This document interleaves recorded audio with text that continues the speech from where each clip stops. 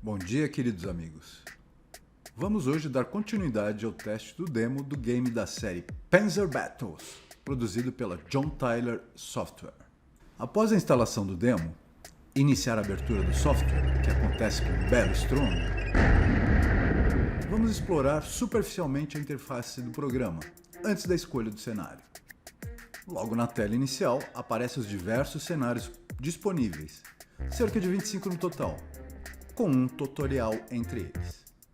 Cada cenário conta com um minucioso relato do contexto histórico, com um resumo das unidades envolvidas, com datas e localização geográfica dos eventos. O interessante é que, para o mesmo cenário, existe uma versão hipotética, cujo intuito é equilibrar o poder das forças envolvidas. As possibilidades de escolha são imensas e significativas dos mais diferentes períodos da guerra.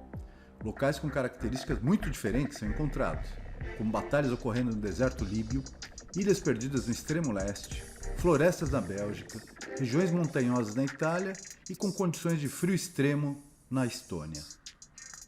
Como estamos em pleno verão, vamos começar essa exploração por uma idílica ilha tropical situada no Pacífico Sul, Guadalcanal. Guadalcanal, Ilha Salomão, data 21 de agosto de 1942, tamanho do cenário, batalhão. Depois de surpreender com sucesso o comando japonês, as forças dos Estados Unidos desembarcaram em Guadalcanal, Tulagi e Ilhas Flórida, nas Ilhas Salomão. Seu objetivo era garantir essas ilhas como pontos de partida para uma campanha com o objetivo final de isolar a principal base japonesa em Rabaul e, ao mesmo tempo, apoiar a campanha aliada na Nova Guiné.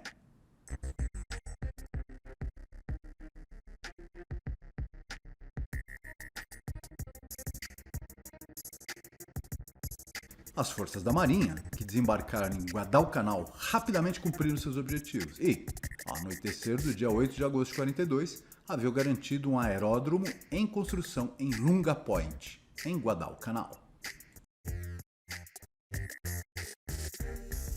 Os fuzileiros inicialmente se concentraram em formar um perímetro de defesa ao redor do aeródromo, movendo suprimentos desembarcados dentro deste perímetro e terminando o aeroporto. Em resposta aos desembarques aliados em Guadalcanal, o quartel-general imperial japonês atribuiu ao 17º Exército do Exército Imperial Japonês a tarefa de retomar Guadalcanal das forças aliadas. Confundidos com os resultados de seu reconhecimento, os japoneses estavam convencidos de que os Estados Unidos haviam retirado a maioria de suas tropas da área. Como tal, eles ordenaram ao 28º Regimento de Infantaria, sob o comando do coronel Kyoanao Ishiki, atacar imediatamente a posição dos fuzileiros navais e reocupar a área do aeródromo em Lunga Point. Confiante demais, após o desembarque sem oposição de 916 dos 2.300 soldados do seu regimento, Ishiki decidiu por um plano simples: marchar direto pela praia e através das defesas americanas. Como nota adicional, esta é uma versão alternativa do cenário histórico. Esse cenário permite uma avaliação EC do que as forças japonesas poderiam fazer se Ishiki tivesse desembarcado e atacado com o 5º Yokosuba Special Naval Landing Force, que estava disponível para ação nesse teatro. Bem, terminada essa introdução, vamos partir para o jogo em si. Após a caixa de diálogo inicial, é apresentado uma caixa de diálogo onde serão feitas as opções de qual das forças opositoras será escolhida. Seguido, na mesma caixa, se haverá o chamado Fog of War, ou seja, se será possível saber de antemão os detalhes sobre a composição das unidades dos inimigos. Como estou ainda aprendendo sobre o jogo, vou dar uma colher de chá para os japoneses, na forma de uma pequena vantagem na luta. Uma nova caixa aparece, dessa vez com definidores de uma série de parâmetros que vai tornar possível customizar detalhes da batalha, e que vamos deixar como padrão. Bem, finalmente chegamos à disposição das tropas no terreno. As tropas americanas dispostas à esquerda do obstáculo natural, que é o Alligator Creek, assumindo uma postura defensiva, enquanto que as tropas japonesas já desembarcaram e se preparam para a ofensiva. Um outro dado importante é que este turno se desenvolve durante a noite, com importante impacto sobre as condições de visibilidade que vai se alterar durante o desenrolar da batalha. Isto pode ser visto através dos X marcados em branco, que mostra o campo de visão das unidades. Quando clicamos nos X de terreno, podemos ver as características da área, como gasto de pontos de movimento para transitar por ali, altitude, visibilidade e condições de suprimento. Agora vamos explorar as unidades disponíveis. Existem várias unidades HQ, que devem estar dentro de um raio no qual possam exercer comandos sobre as diversas unidades. Isso tem impacto direto sobre as questões de suprimento, moral e desempenho durante a batalha.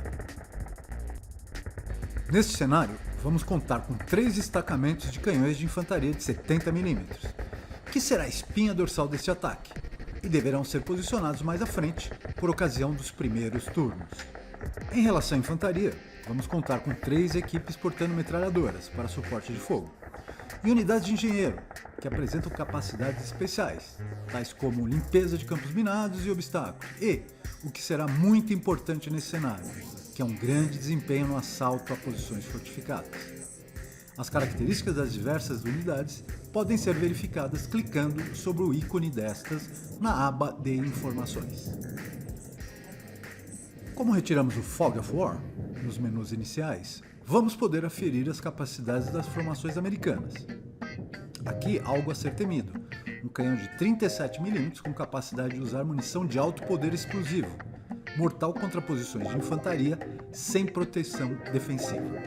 Os famosos morteiros de 60 mm também estão presentes, distribuídos generosamente em posições por todo o terreno defensivo. Os marines vão contar também com pelotões de metralhadoras pesadas, além da força das armas individuais dos marines, que já se encontram devidamente entrincheirados na margem oposta do rio, contando com os bônus defensivos pelo preparo antecipado de suas posições.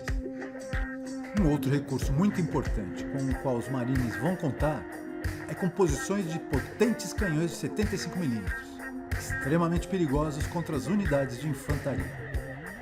Apresentadas as condições gerais, o terreno e as unidades, vamos ao plano do coronel Kyoanao Ishiki para o ataque.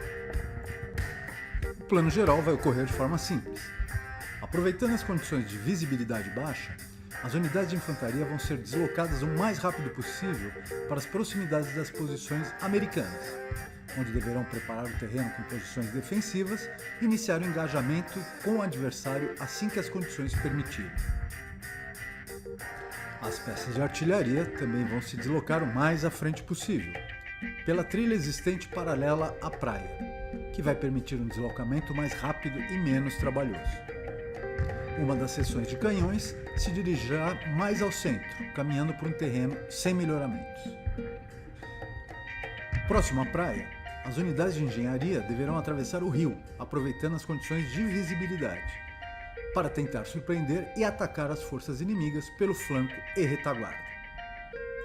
Mais ao sul, junto à área de florestas, a principal consideração será dada para a eliminação dos canhões americanos, para o qual será destacada uma unidade dedicada a essa função. As outras unidades da área deverão se entrincheirar e iniciar uma batalha de atrito com as forças americanas. Bem, com o plano em mãos, e após apresentadas as condições gerais, vamos iniciar o primeiro turno da batalha, com a movimentação das tropas japonesas. As tropas às margens do Alligator Creek iniciam seus preparativos, preparando trincheiras na região, o que vai permitir com que enfrentem as forças inimigas com alguma proteção. Unidades mais afastadas vão se aproximar até o córrego e também vão se entrincheirar.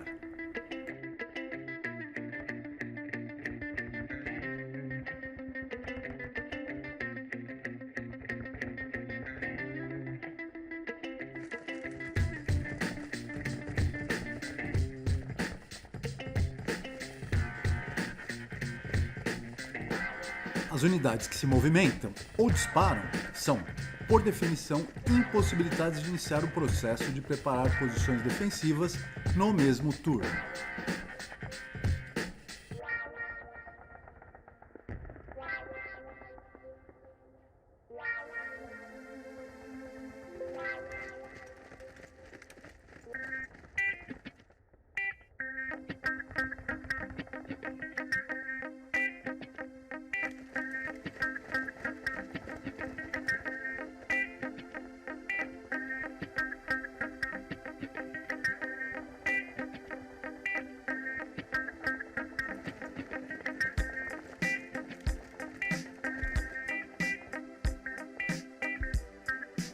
As unidades de artilharia, antes de poder se movimentar, devem sair do modo estacionário para o modo de deslocamento, com gasto de pontos de movimentação. A partir daí, vão poder se movimentar utilizando, sempre que possível, trilhas ou estradas, o que vai possibilitar o deslocamento com menor gasto destes pontos de movimentação.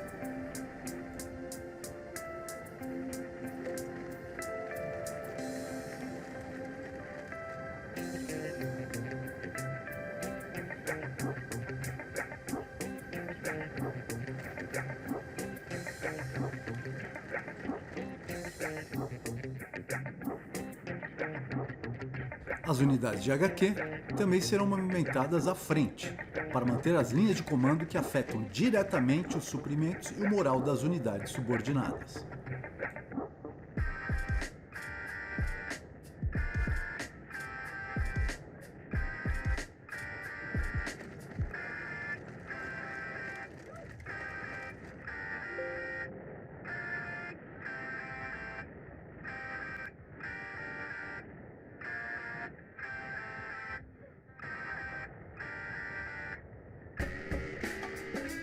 Agora, vamos movimentar as unidades que serão de grande importância tática. As unidades de engenheiros localizadas na praia vão, aproveitando as condições noturnas de visibilidade, tentar se deslocar para a margem oposta do córrego, da forma mais rápida possível, de maneira a surpreender as posições defensivas mais à retaguarda da principal área defensiva americana.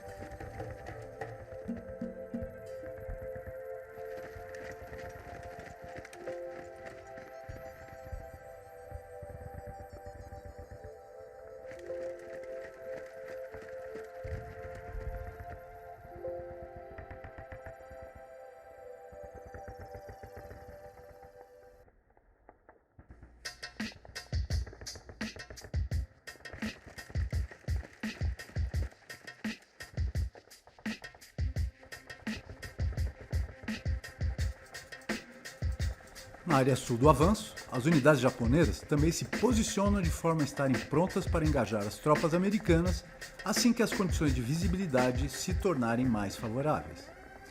As que já se encontrarem bem posicionadas vão iniciar o preparo de posições defensivas. De acordo com o planejamento, uma unidade de infantaria vai se deslocar rapidamente em direção das unidades de canhões americanas dispostas no setor.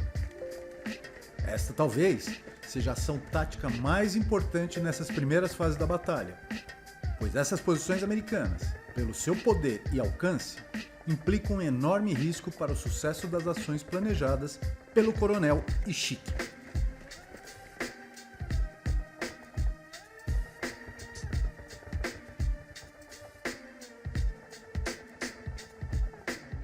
Como, após o deslocamento dessa unidade, ainda sobrem pontos de movimentação, o primeiro-tenente Tate opta por um movimento tão arriscado quanto oportuno e lança imediatamente um assalto contra a posição do inimigo. Logo na fase inicial desse assalto, mesmo tomados pela surpresa, a unidade americana reage, causando uma baixa nas tropas japonesas. Mas isto nada adianta, e as forças japonesas invadem a posição americana e a destroem, se tornando o que pode ser considerado como o primeiro grande sucesso dessa batalha, ocasionando um grande golpe sobre o inimigo e garantindo um tremendo impulso positivo para o moral das tropas japonesas.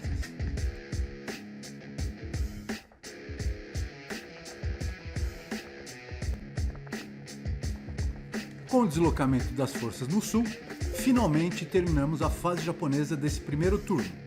E agora vamos acompanhar a reação americana a esta movimentação inicial. Bem, a movimentação americana foi algo que frustrante.